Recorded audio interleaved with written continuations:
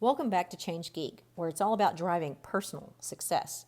We left off last time with Teale, our millennial moneymaker, on her great business advice. And if you haven't seen it, check it out right here. Let's pick it up now on part 2 with her mom, Tiffany, and how she keeps her corporate job and still runs the family business with her daughter. We'll also hear how being a breast cancer survivor created the passion for their family business. Let's get motivated and inspired as she shares her top success tips.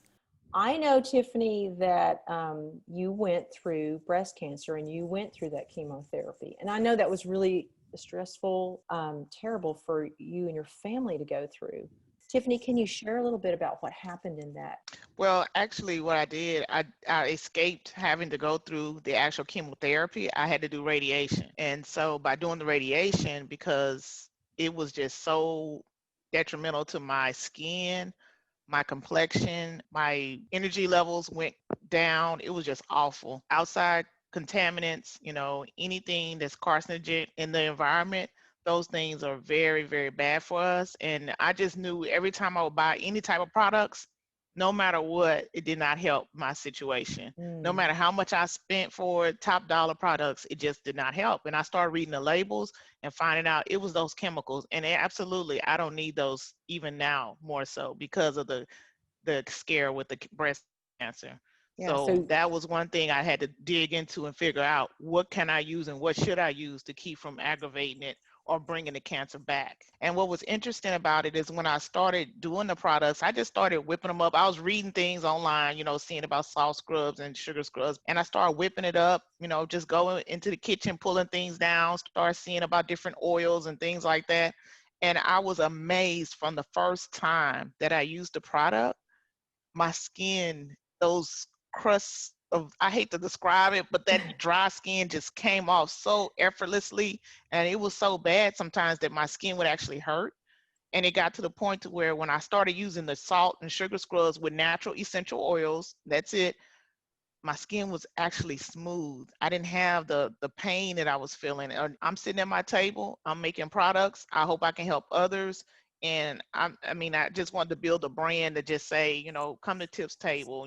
I'm sitting down, I'm doing things, I'm learning, I'm, putting concoctions together, trying to see which are the better oils, making sure, whether or not if I use a type of oil, if someone's allergic to it, essential oils, how much, the consistency. So it's a learning lesson, but I'm enjoying it, and I yes. just like the benefit of what I'm getting from it and what I'm receiving, and I want to share it with others. I mean, it's not no good to hold it to yourself. Give it to others to enjoy, and that's what I get from it. So I just like for people to come and experience what I'm doing at my table. You have a very demanding job in corporate America. You work at Yeah, a multinational tech yeah, company, and I yes, know I you do. work a lot of hours. Yes, And I and do. you make your products, both you and Teal make your products Yeah, in small batches, custom small made batches. Yeah. to order, Hmm. right, for Made to each Right. person. order. Yeah. Yeah. So how are you doing that? I work a lot and I enjoy work. Keeps me focused. I have my downtimes. However, being that we're all remote working, that's given me a lot of time to where I don't have the commute back and forth to work. Working from home, I have my home office. So I get started much earlier, which helps me a lot with my secular job. And then I might end a little late. However, I don't have to drive from the office and come home. So when I finish, I take my break during the day, but when I finish working, I go take my break, take my dog out for a walk, come back in, and I just start my business. I'm not tired because I love it. I have a passion for making myself feel better and others. I mean, my parents were hard workers, so it's just natural.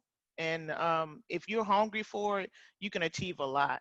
Mhm. And it's just having that perfect balance, your personal life, your things, I have my downtime to study, what I need to study for myself personally, and I just make sure I keep all my priorities straight. And you have to have a balance. You have to have your priorities straight. What's first and foremost in your life? So my downtime is very precious to me.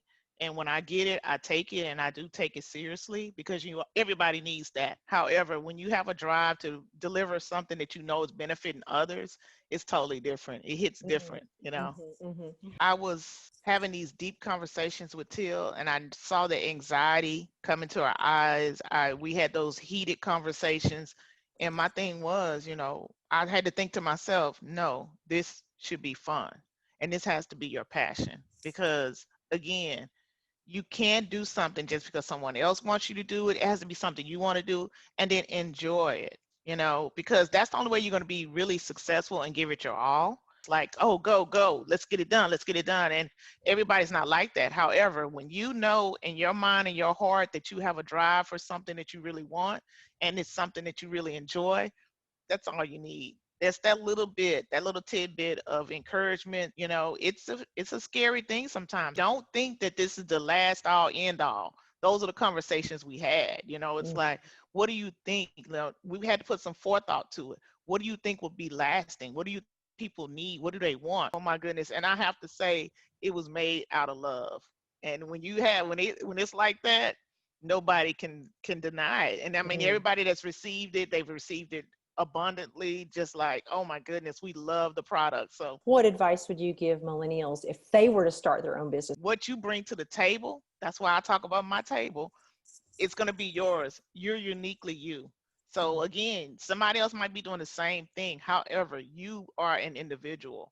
Just dwell in that, take it, just work on that, fulfill it, and just keep moving, and don't let no be an option. Don't let yourself be an obstacle. Don't let no be the one that somebody's telling you, no, you can't do it. No, find a way to make that no a yes. Competition and comparison to others. When you're starting out or you're doing a business, you can be your own obstacle, but you want to make sure your mindset is correct. So a lot of times we see others and how their business succeeds or how their business go through, but you don't put yourself where you're in a competition where you feel like I need to be at this exact same pace or goal that this person is. Everyone is in their own lane and in their own space, and you need to make sure that you're in yours as well. Because when you see someone drive past you, you don't want to speed up because that may not be what's in your lane. You need to go the speed that you need to go and not compare yourself to others. Yes, you have competitors, but you want to make sure that you're not comparing yourself, because in the social media age, that's all you see. You see these influencers, models, whoever it may be, and you're like, that person is where I need to be. You need to be where you need to be. You need to stay in your lane, because what's my mom says this all the time, what's for you is for you. So your time is always coming, and that's what we're on social media, and we see the success, and that can be a hindrance to yourself because you feel like you have to be where that person has to be. So I think that's a great lesson for millennials or people of my age just to understand. Wow, I think that's a lesson for my generation too, as I'm rocking on my business. This is, oh my God, we're still on air. Please like and subscribe. It totally helps my algorithms. It's a lot of work to do these videos. And you'll notice that the videos are very condensed. The actual video has a lot more detail in it. So how do I get all that information to you in a better quality time other than YouTube? Well, stay tuned for my podcast that's releasing in a few weeks called Change Geek. Until then, I'll see you next time. Bye.